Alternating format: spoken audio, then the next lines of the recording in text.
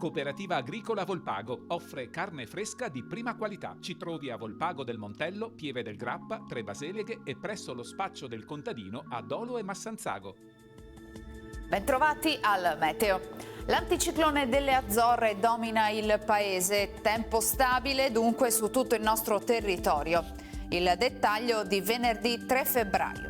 Sul Veneto tanto sole, frequenti nebbie in pianura, poi in dissolvimento di mattina e in nuova formazione la sera.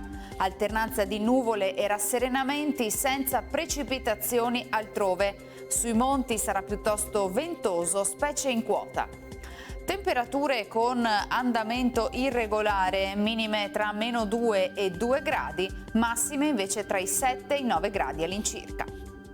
Spostiamoci ora sul Friuli Venezia Giulia, dove anche in questo caso saranno possibili locali foschie mattutine sulle zone pianeggianti e costiere, cielo poco nuvoloso altrove. Sulle Alpi frequenti addensamenti e sarà possibile del nevischio.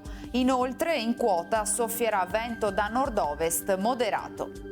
Temperature minime intorno a -1-2 gradi, massime sui 9-11 gradi.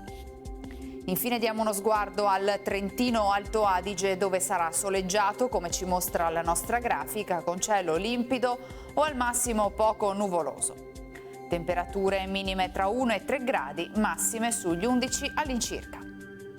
Dal meteo di Antenna 3 per ora è tutto, grazie per l'attenzione, arrivederci.